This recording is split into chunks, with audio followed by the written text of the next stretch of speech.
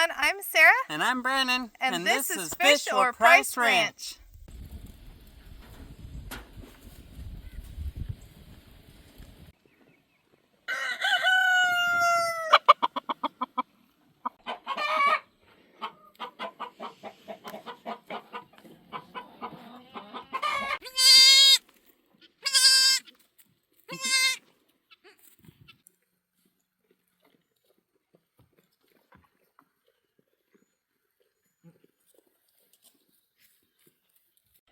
Hey everyone, welcome back. I'm Sarah with Fish or Price Ranch. First off, please don't forget to subscribe and like this video. So today we're going to be doing video number 3 of raising rabbits. Now, this is going to be a graphic video, so if you don't want to see a rabbit being processed, then I wouldn't recommend it for you. The reason for processing rabbits is basically to feed the family, and also culling for the right reasons. Culling just means removing from the herd. A lot of times, you know, you don't want to pass on bad genetics because down the road it can cause problems in your herd, making for genetic defects, passing on disease, things like that.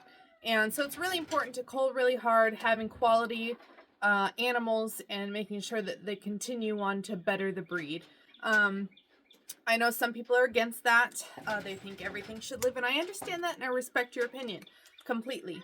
I just, you know, my opinion is, you know, not everything should be bred, and we have plenty of places that are, you know, housing animals for rescue and all these things, when it could go toward feeding the poor and the hungry.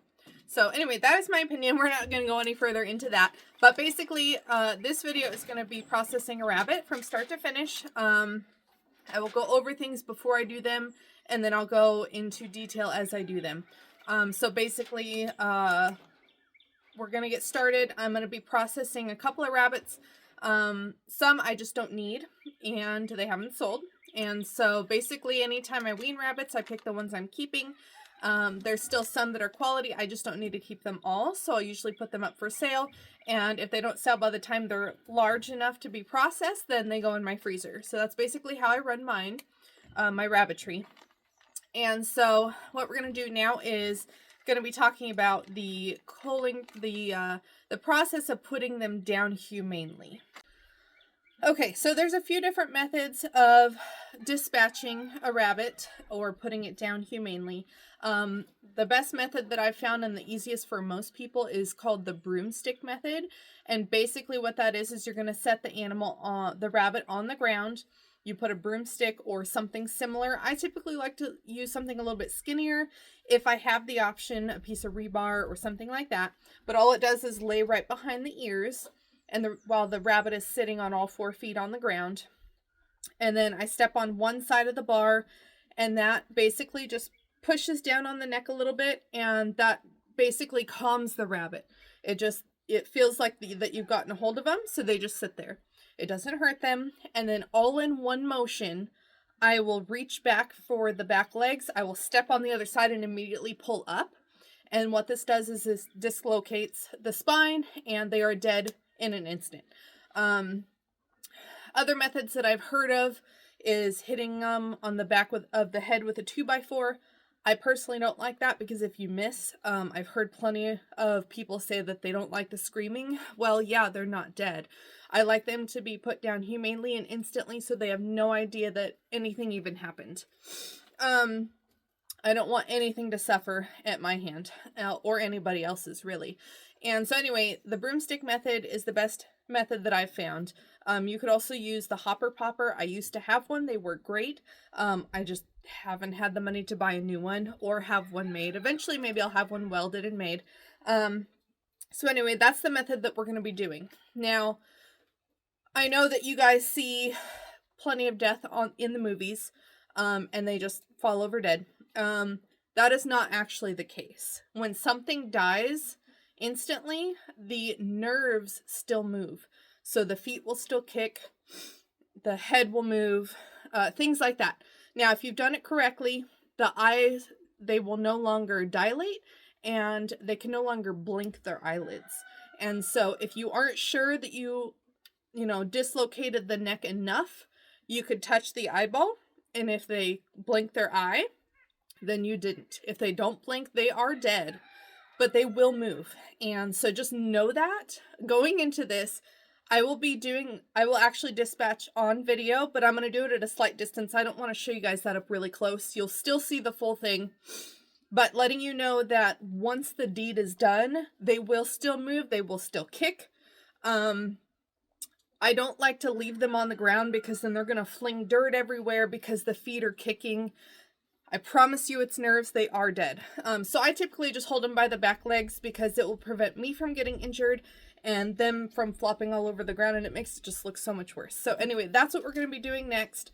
And then we'll get moving forward after they've stopped moving, all the nerves have calmed down, and then we will get started actually doing the processing. Okay, so I'm just using an old broken rake.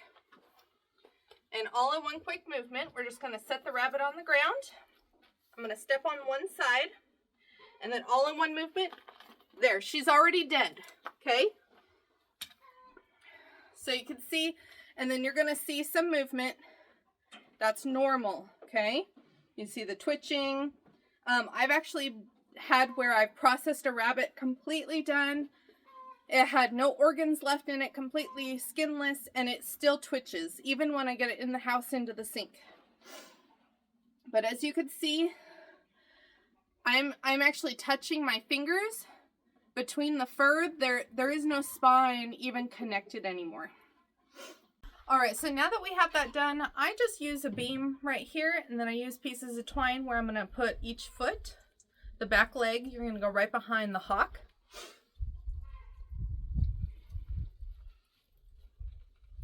All right, so we're just going to slide these in here. And you want to keep them spread apart. It gives you a lot more room when you're working. There, see how that's nice and spread there?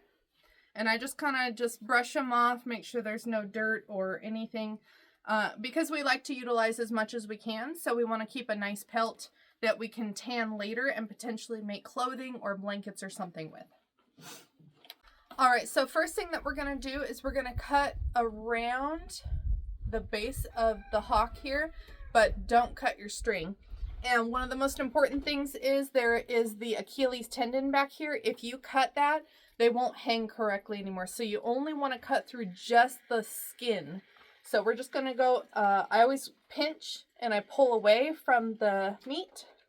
And we're just going to carefully do a little slice all the way around and just make sure that we're separating. See that? How we're separating the skin.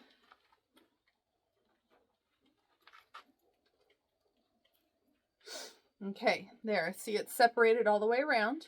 So now we're going to do the same thing on this side.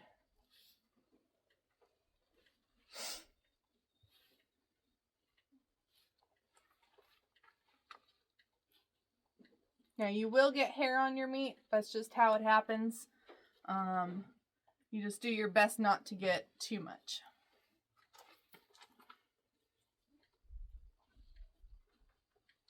Okay, now see, we've got this side also separated.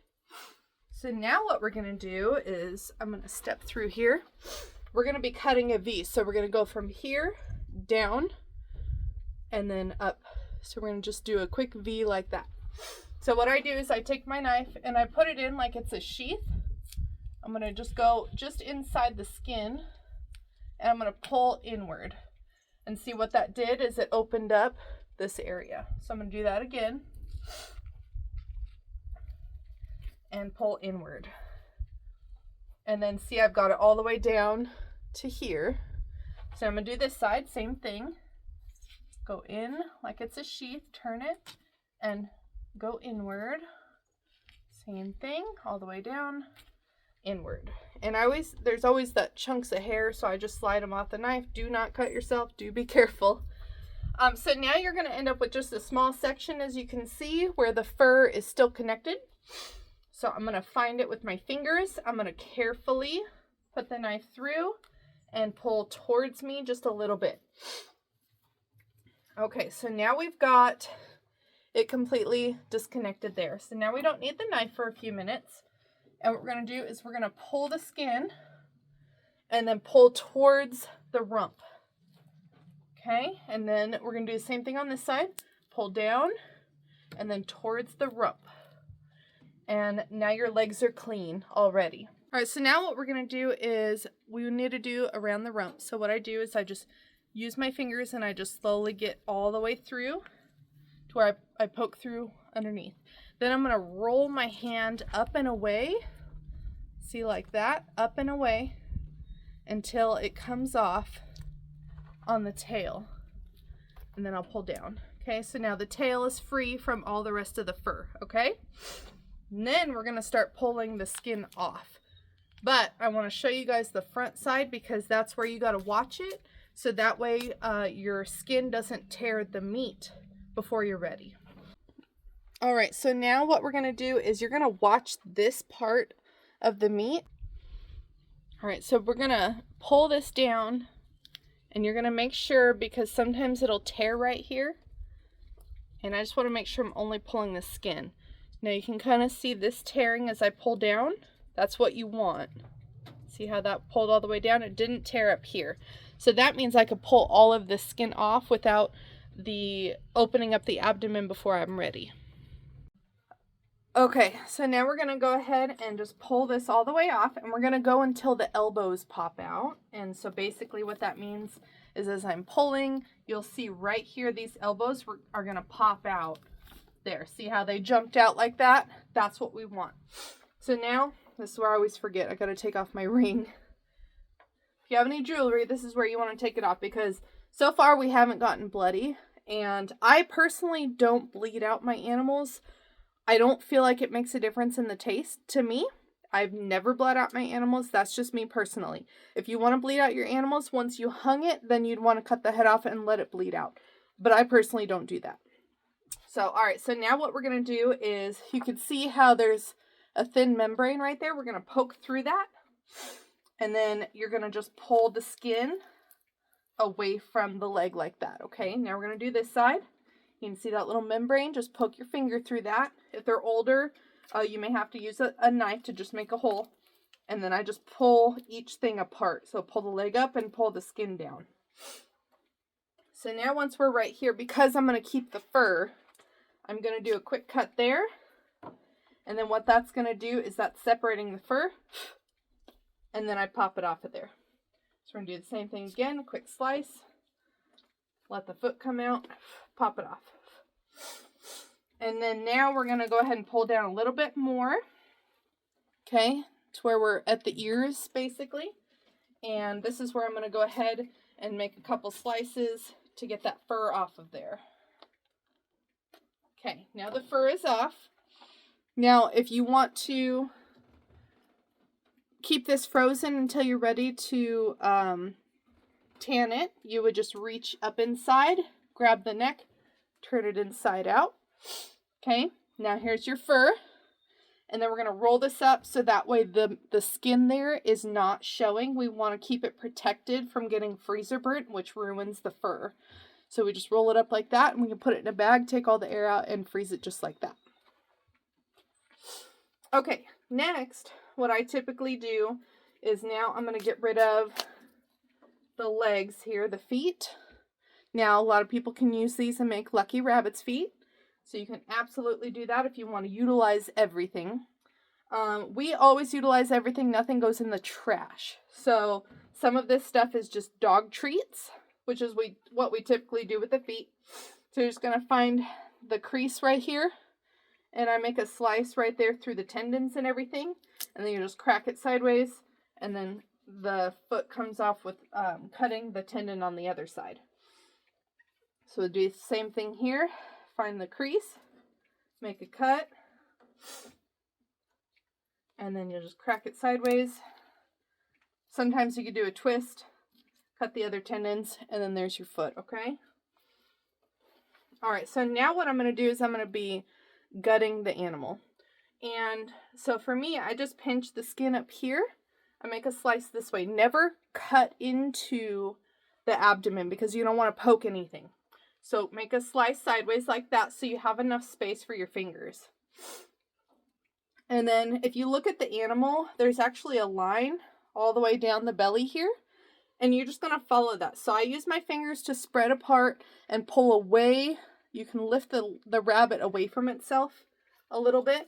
And you're going to carefully go right between your fingers and just work your way down that line until you hit what I call the white spoon. You'll see that in a minute. It's part of the diaphragm area. It's basically the spot on the ribs. And you're going to have all the weight, gravity of the intestines. This is why I pull the animal up and away so I can keep cutting. All right, so now, as you'll see, here is the white spoon that I'm talking about. That I just call it a spoon because it looks like one. You can kind of see it there, that little white piece. So now all your intestines are going to be coming out. The most important things not to hit is you don't want to hit your bladder, and you don't want to hit the gallbladder on your liver, okay? So now what we're going to do is there's this line right between the back legs. We're going to cut, and there's a bone there on the pelvis. You're going to just score it, and then you're going to break it, okay? And then see how it opens up this little area? So I'm going to go on the inside of that where I just split it open and just kind of cut things away just a little bit. And then we're going to do the same thing on this side.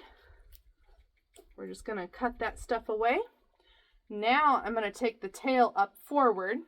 I'm going to pull on it, and I'm going to do a little slice on the side of it, and then one on the other side. And then I'm going to pull down. Okay? Now I'm going to carefully use the knife to help make sure this bladder comes out in one piece, because I don't want it to break while it's still connected. Okay, so see how it's right there? Now it's away from all of my meat. Okay, so then you can absolutely keep the liver and heart and all that for yourself to eat. I personally can't eat them, and so we use them for catfish bait. So I will actually grab a hold of the kidneys, and they'll just pull right off. Okay, here's a kidney.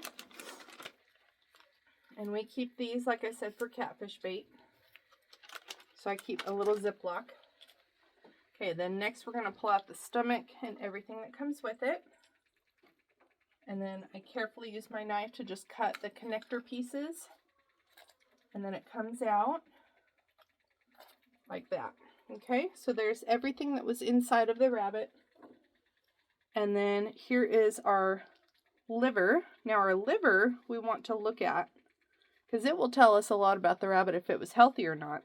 So I separate the liver from the rest of this. This will go to my chickens. So the liver, you want a nice healthy red liver with no spots. If you get white spots, that means that they had parasites. And then of course this is where your gallbladder is, this little green bag here. Don't break that. You definitely don't want to. But some people don't know that that's what that is, but that is where your gallbladder is, and you can see it's green. Okay? So we're going to put this in our bag for catfish bait. Alright, so now we have the actual diaphragm, which is this thin little layer of membrane, and we're just going to open that up. Now we're into the chest cavity. This is where your lungs and your heart are. I just go in like this with a claw. I go behind the lungs and over the heart, and I just pinch it and pull it out. Usually the esophagus will come out with it as well. There we go. And so these are your lungs right here. And then we also have the heart, which is right here. Okay. And that will also go in my catfish bait. Alright, so now your rabbit is actually already done. Now we're just going to cut off the pieces we don't need, like the head and the back feet. So I'm just going to feel on the neck where I broke it and separated the spinal cord. That way I don't have to cut through any bones. So I'm just going to feel for that. This is where the blood is already coagulated, so now you're not going to have to deal with it going everywhere. That head is dog food, okay? And then now I always pull one side of the leg off of the holder here. Why are you being difficult? Oh, because I had it twisted. Okay, there we go. So then you can see how the leg bends like this. So we're going to go and now we're going to cut that Achilles tendon. Okay, so now the foot will go all the way up like that. And then I'm going to go on the other side and do a quick little slice. And we're going to bend it back away the normal way that it would go. Okay, so you can see where it broke right there at the knee, I guess it would be, the end of the hock. We're just going to cut the tendons, and there's our foot. Now you can set your rabbit on the table at this point and do the other leg. I just undo it over the hock, and then I'll retighten the string as best I can. And then we're going to do this side. We're going to cut the Achilles tendon, and then we're going to bend it back the other way. Do a quick little twist just so I can see. Okay, and now I have a lot of hair on me, so I'm going to rinse my hand before I go any further.